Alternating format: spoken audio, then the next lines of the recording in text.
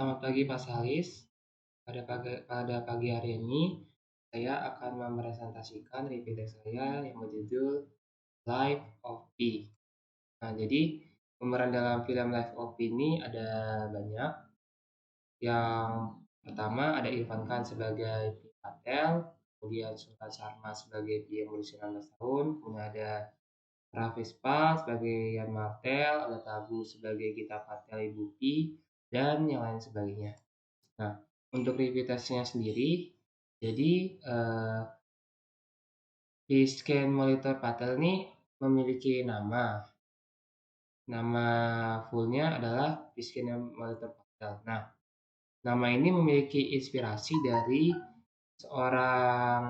dari kolam renang yang ada di Paris. Nah, dia ini tinggal di India, di mana waktu itu dia menganut sebagai agama Hindu.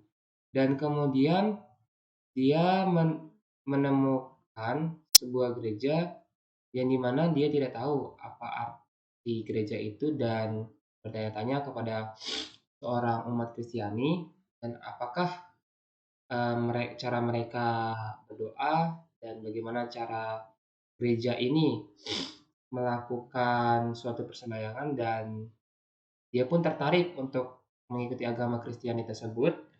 Dan kemudian dari agama Hindu dia pindah ke agama Kristen.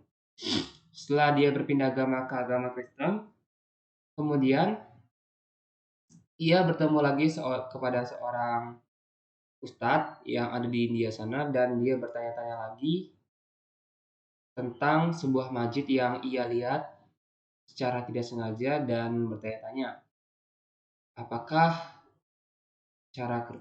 bagaimana cara sembahyang bagi orang Islam tersebut, dan dia pun juga tertarik terhadap agama tersebut dan akhirnya dia berpindah-pindah agama lagi ke Islam.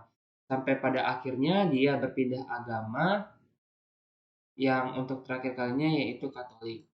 Nah, dari situ dia tetap menganut agama Katolik hingga dia besar, dan kemudian dia mengikuti orang tuanya pergi ke Peru untuk menetap dan tinggal di sana. Kemudian dia bersama orang tuanya pergi ke Peru tersebut dengan menggunakan kapal feri. Namun, pada saat di tengah-tengah samudra, alkisah pun terjadi sesuatu yang tragis, yaitu di mana kapal feri yang dia tumpangi ini mengalami kecelakaan sehingga orang-orang yang ada dalam kapal tersebut termasuk orang tuanya meninggal. Tetapi hanya Pilah doang yang selamat dari kejadian tersebut, dan dia pun selamat bersama hewan-hewan yang lainnya yang telah ia selamatkan dari kapal tenggelam tersebut. Keesokan harinya, lambat laun berganti, semua hewan yang telah ia selamatkan satu persatu mati akibat dimakan oleh harimau. Dan kemudian hari berganti hari, hanya tersisa dia dan harimau, dan ia pun tidak tahu bagaimana cara bertahan hidup di Samudra Pasifik. Awalnya dia pasrah terhadap suatu hal tersebut, namun ia berupaya bagaimana caranya agar ia bisa tetap hidup dan bisa mencari pulau terdekat untuk ia tinggali dan agar bisa mencari bantuan.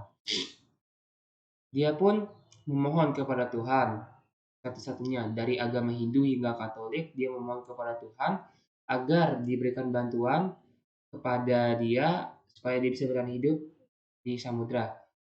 Doanya pun secara ajaib terkabul oleh Tuhan, dan dia pun bertahan hidup bersama harimaunya selama 2 tahun. Selama 2 tahun tersebut di Samudra Pasifik, dia melewati banyak sekali rintangan yang sangat sangat berat bagi dia, dimulai dari mencari makanan, tempat tinggal, kemudian badai yang entah sangat terjang di Samudra Pasifik hingga akhirnya dia mendarat di Pulau Meksiko. Dan kisah terakhirnya pun ia mendapat sebuah penghargaan dari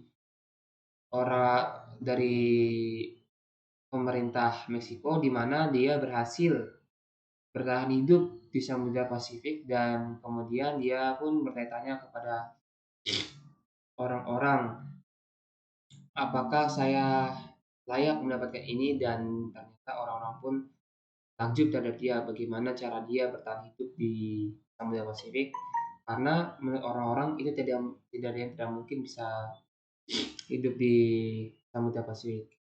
Nah, itu aja yang mungkin saya bisa presentasikan. Terima kasih.